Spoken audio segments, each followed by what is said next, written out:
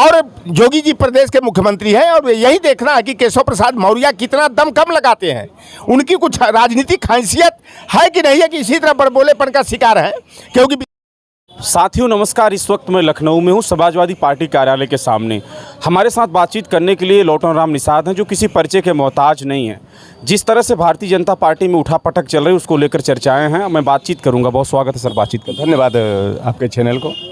क्या कहेंगे जिस तरह से केशव प्रसाद मौर्य और योगी बनाम लड़ाइयाँ चल रही हैं, कहीं केशव प्रसाद मौर्य दिल्ली भाग रहे हैं तो कहीं लखनऊ आ रहे हैं बार बार, इस बात को लेकर क्या कहेंगे? देखिए, केशव प्रसाद मौर्य के नेतृत्व में 2017 का जो विधानसभा चुनाव हुआ था और भारतीय जनता पार्टी ने कहा था कि यादव को हटाना है, अति पिछड़ा को मुख्यमंत्री बनाना है। अच्छा। और जो भाजपा का विजय परिवर्तन रथ चला था 2017 विधानसभा चुनाव की रणनीति बनाने के लिए, तो एक तरफ उमा भारती लोधी और दूसरी तरफ केशव प्रसाद मौर्य की तस्वीर लगी हुई थी और यही प्रचार किया गया था कि केशव प्रसाद मौर्य को ही भारतीय जनता पार्टी बहुमत में आने पर मुख्यमंत्री बनाएगी। और जब बहुमत मिल गया विधानसभा चुनाव के बाद, तो केशव प्रसाद मौर्य को दिल्ली दरबार में आरएसएस और भाजपा के लोगों ने बुलाया। अच्छा। और हमारे यहाँ गाजीपुर, जौनपुर, बलिया में, चंदौली में एक कहावत कही जाती है, आप बैल मुझे मार। तो केशव प्रसाद मौर्य मुख्यमंत्री पद के दावेदार। अच्छा। और उन्हीं से पूछा जा रहा कि मौर्य जी बताइए कि उत्तर प्रदेश का मुख्यमंत्री कौन होगा। तो बेचारा मुख्यमंत्री तो नहीं बन पाया, लेकिन ऐसा अटैक पड़ा कि वह गुड़गांव के मेदांता हॉस्पिटल में जो है कि भर्ती हो गए। 2017 से केशव प्रसाद मौर्य के साथ अन्याय हो रहा है और बेचारे को जहां मुख्यमंत्री की कुर्सी पर बैठना चाहिए, स्टूल मिनिस्टर बना दिया गया। अब इस समय जो है कि केशव प्रसाद मौर्य पूरी तरह से हाथ पैर मार रहे हैं कि जोगी को रिप्लेस करके जो है कि हम मुख्यमंत्री पद की कुर्सी पर बैठ जाएं।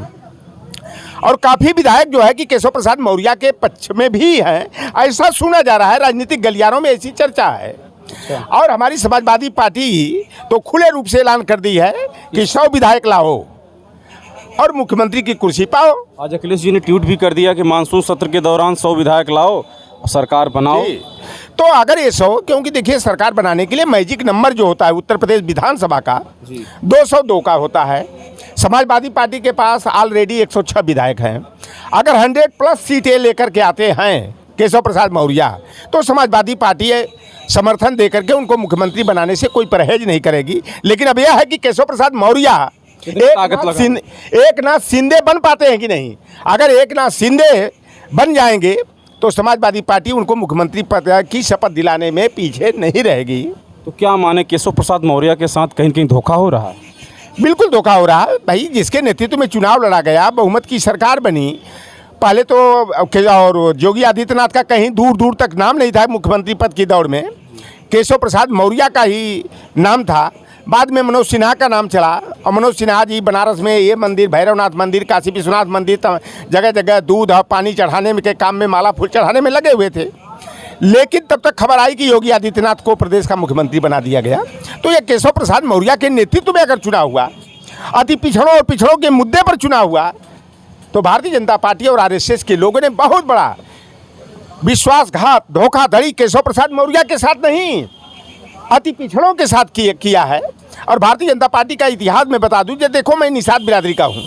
हम लोगों को जब बड़ी से बड़ी मछली को गंगा में हो, सही में हो, गोमती में हो, चाहे किसी नदी में हो, अगर शिकार करना होता तो बंसी आती है, कटिया बोलते हैं, उसमें चलवा, सिधरी और ये केचुआ जो होता है, इसको फंसा करके बड़ी से बड़ी मछली का शिकार कर लेते हैं। तो ये Bharatiya Janata party OBC SC के लोगों को जो है मुखौटा के तौर पर चारा के रूप में आगे करके ओबीसी एससी को शिकार बनाने का काम करती है। लेकिन जो समाजवादी पार्टी ने भारतीय जनता पार्टी की काट के लिए जो कहती थी मैं सामाजिक न्याय की सबसे बड़ी पक्षधर पार्टी तो हम हैं, और बेशक भारतीय जनता पार्टी का अगर देखा जाए पिछले विधानसभा चुनाव के परिणाम को, तो 90 विधायक ओबीसी से ताल्लुकात रखने वाले हैं, 67 भाजपा के विधायक एससी और एसटी के हैं, और जोगी जी प्रदेश के मुख्यमंत्री हैं। और यही देखना है कि केशव प्रसाद मौर्य कितना दम कम लगाते हैं।